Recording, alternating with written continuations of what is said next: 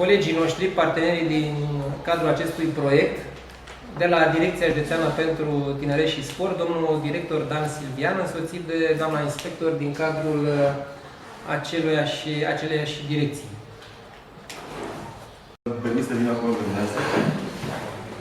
Spuneam că mai mult ca sigur o să fim parteneri, pentru că, în general, proiectele bune, la noi au așa, o continuitate de la an la an.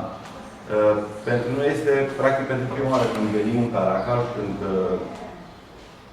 luăm contactul ca direcție cu dumneavoastră, și pentru asta le mulțumesc celor de la Inspectorul de Poliție, vă garantez faptul că astfel de proiecte vor mai exista ca acest proiect și, de fapt, multe alte proiecte pot avea loc în Caracal, dar totul depinde de dumneavoastră. De modul cum dumneavoastră veți ști să ne solicitați ajutorul. Și asta vă spun și de ce. Pentru că veți avea, auzeam mai devreme, veți avea la final o fișă de evaluare.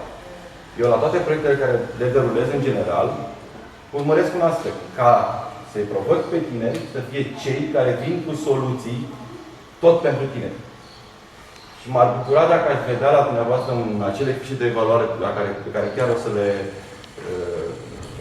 o să le iau și eu la birou și împreună cu inspecția de tineret o să uităm peste ele, m-aș bucura dacă aș vedea din partea dumneavoastră modul cum ar trebui să desfășoare următoarele etape aici în Caracal. Cum ați vedea dumneavoastră efectiv ceea ce ar trebui să faceți dumneavoastră efectiv pentru a-i convinge pe ceilalți colegi, pe mulți prieteni de dumneavoastră să se implice în astfel de proiecte.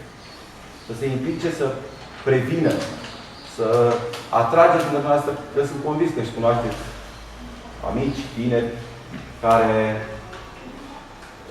nu prea sunt cuminți, să zic așa, în viața de zi cu zi. M-ar bucura să știu că ați reușit să, ca pe un astfel de prieten, pe un astfel de cunoștință, să duceți pe drumul cel bun. Pentru că vă spun sincer, ne aflăm în acest moment și de ceva ani în începutul unei, îmi place mie să spun, unei societăți care numai prin grija voastră va fi o societate așa cum ar trebui să fie sau cum le vedeți în alte state europene. De dumneavoastră depinde viitorul meu, al dumneavoastră și al copiilor noștri. Și dacă, nu știu dacă dumneavoastră sunteți organizați aici la nivel de liceu, în Consiliul Județean, în Consiliul Elevilor. Aveți așa ceva de organizare?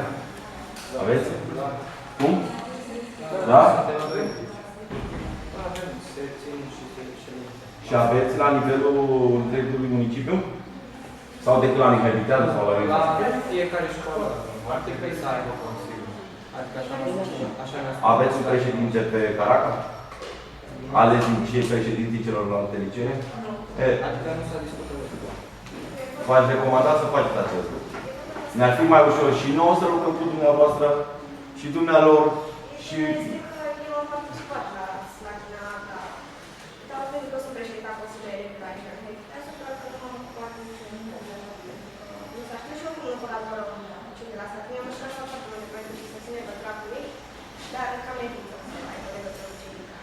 Deci, președinte, ai venit undeva? Unde? Aici.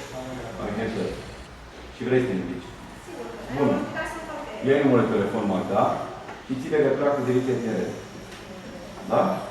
Pe tot ce înseamnă proiecte. Noi derulăm, practic, între vreo 2 ani de zile, așa, la nivel de Slatina, chiar ne-am implicat ca Direcția Tineret să-i dezvoltăm personalitatea juridică, mă refer, semi-juridică, că nu au persoană juridică, să-i implicăm în tot felul de activități și acolo ușor, ușor s-au dezvoltat. Să știi că nici la Slatina, acum 3 ani de zile, nu era ceva extraordinar la nivel de Consiliul Elevilor, dar depinzi de ei.